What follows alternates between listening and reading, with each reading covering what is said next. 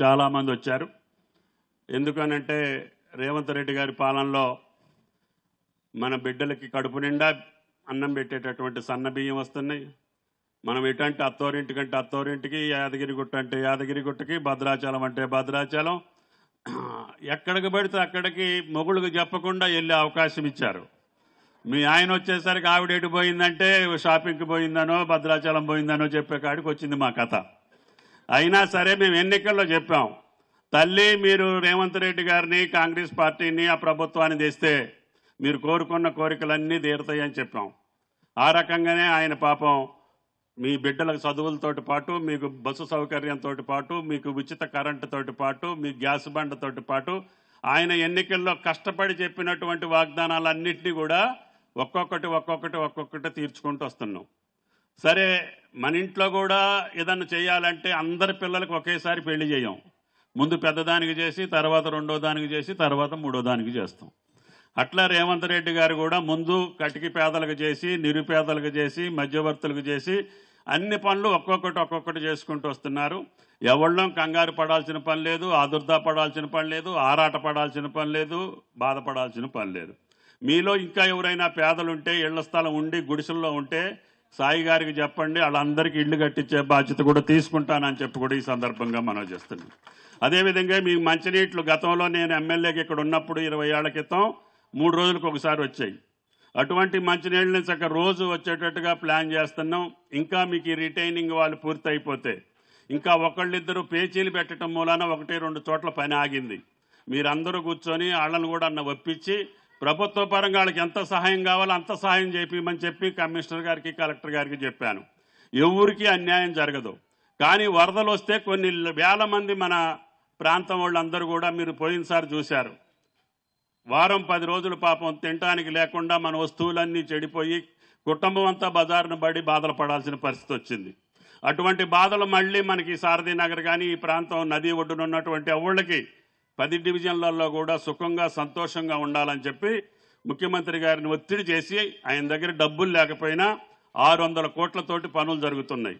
ఎవరైనా సరే ఒకళ్ళిద్దరు పేచీ పెట్టిన వాళ్ళు ఉంటే మీరందరూ ఒప్పించి, నాయన నీకేది కావాలంటే అది తీసుకో, కానీ నువ్వు పని ఆపేస్తే మళ్ళీ వరదలు వస్తే మళ్ళీ మా ఇళ్ళన్నీ మునిగిపోతాయి, మా ఆస్తులన్నీ తడిసిపోతాయి, మేము మళ్ళీ బజారును పాలవుతాం, మీకు దయచేసి ఒప్పుకోండి అని చెప్పి మీరు కూడా ఒప్పియాల్సినటువంటి అవసరం ఉంది. కాబట్టి మీ డివిజన్లో ఏం జరుగుతుందో మీ నాయకులు, డ్రైన్ బూడిపోయి నీళ్లు పైకి వస్తున్నాయా, లేకపోతే వేసిన మొక్కలు చచ్చిపోతున్నాయా, వేసే రోడ్డు సక్రమంగా వేస్తున్నారా లేదా, కట్టే డ్రైన్ కరెక్ట్గా కడుతున్నారా లేదా, మన కోసమే కాదు మన బిడ్డలు మన మనవాళ్ళు కూడా సుఖంగా ఉండాలి. ఈ ప్రాంతంలో మీకు సౌకర్యాలు కల్పించితే అవి 10 కాలాల పాటు మీ యొక్క మనవాళ్ళకు కూడా చెందాలి. ఆరోగ్యాలు మంచిగా ఉంటే మీ సంపద అంతా మీ చేతిలో ఉంటుంది. మీ పరిసరాలు పరిశుభ్రంగా లేకపోతే, మురికి కోపంలో ఉంటే అక్కడే పందులు, అక్కడే ఈగలు, అక్కడే దోమలు, మనం వెళ్ళి హాస్పిటల్లో మీరు కష్టపడి కడుపు కట్టుకొని సంపాదించిన సొమ్మంతా హాస్పిటల్ పాలైపోద్ది. మీ బిడ్డలను చదివించుకోలేరు, మీ బిడ్డలను మంచిగా చూసుకోలేరు, మీ సొమ్మంతా మీకు ఆరోగ్యాని కోసమే హాస్పిటల్ పాలైపోతారు. అందుకని ముందు పరిసరాలు పరిశుభ్రంగా పెట్టుకోండి. మీ ఇంటి పక్క ఖాళీ స్థలాలు ఉంటే పరిశుభ్రంగా పెట్టమనండి. మీ డ్రైన్లు కరెక్ట్గా మురికికోపం ఉంటే కమిషనర్ గారిని, అధికారులను అడిగి శుభ్రం చేసుకోండి. ఇంటి చుట్టూ రోడ్డు, ఊరు, ఖమ్మం పరిశుభ్రంగా ఉంటే మనందరం ఆరోగ్యంగా ఉంటాం.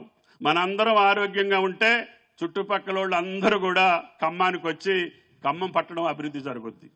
ఇప్పుడు హైదరాబాద్ తర్వాత త్వరగా అభివృద్ధి చెందే పట్టణం ఖమ్మం. మేము ఎన్ని రోడ్లు ఇచ్చినా, ఎన్ని డ్రైన్లు కట్టినా పోతానే ఉంది ఖమ్మం చుట్టూ.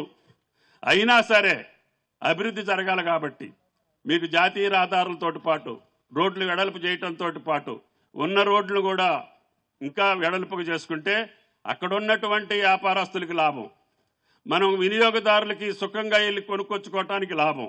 మీ రోడ్డు ఎడల్పుకుంటే మీ దగ్గర సరుకు మంచిదైతే ఎక్కడి నుంచైనా మీ కొట్టుకాడికి వస్తారు. మీరు సరుకులు మంచిది పెట్టుకొని రోడ్డు ఇరుక్కు పెడితే ఆ ఇరుకు రోడ్లో ఏడబోతాంలే అని చెప్పి తిలక్ గారు ఆ బజార్కి ఎవడు రాడు. కాబట్టి దయచేసి ఏడు తిలక్ గారు ఏడండు. కాబట్టి దయచేసి మీరు అందరినీ ఒప్పించుకొని రోడ్లు ఎడల్పు చేసుకోండి. కమిషనర్ గారు కష్టపడి పనిచేసినా కూడా ఒక్కళ్ళిద్దరు అడ్డం పెట్టినా కూడా రోడ్డు ఉపయోగంలోకి ఉండదు. కాబట్టి మీరు ఎంతమంది ఒప్పుకుంటే అన్ని రోడ్లు ఎడల్పు చేయటమే కాకుండా డ్రైన్లు కట్టి ఫుట్పాత్లు కట్టి హైదరాబాద్ కంటే అందంగా ఉంచే బాధ్యత నాది అని చెప్పి మీకు ఈ సందర్భంగా మనం చేస్తున్నాం. కాబట్టి దయచేసి సాయి గారు ఈ 47వ వార్డుకి ఏం చేయలేదని చెప్పిండు. 48 వీటికి నేను 20-30 ఏళ్ళ బట్టి చేస్తాను. అంజయ్ నాయుడు ఆయన చిన్నప్పటి నుంచి ఆయనే వార్డు మెంబర్ ఇక్కడ. ఆయన చెప్పినవన్నీ చేస్తున్నా, ఆయన పదవి లేకపోయినా ఆయన చెప్పినవన్నీ చేస్తున్నా. నువ్వు చెప్పినవి కూడా చేస్తా. అందరు తల్లులు పాపం అభిమానంతో నీ మీద నమ్మకంతో వచ్చారు. వాళ్ళకి ఏం కావాలో చూపించు. కార్డులు లేని వాళ్ళకి కార్డులు ఇచ్చాం. వాళ్ళకి సీఎం రిలీఫ్ ఏదైనా ఇంట్లో జబ్బు చేస్తే ఎమ్మటే నువ్వు ఇస్తే వాళ్ళకి డబ్బులు శాంక్షన్ చేస్తున్నా. ఏదంటే అది పేదోళ్ళకి కడుపులో పెట్టుకో, వాళ్ళు నిన్ను కడుపులో పెట్టుకుంటారు. ఓకే, అందరికీ నమస్కారం. Thank you.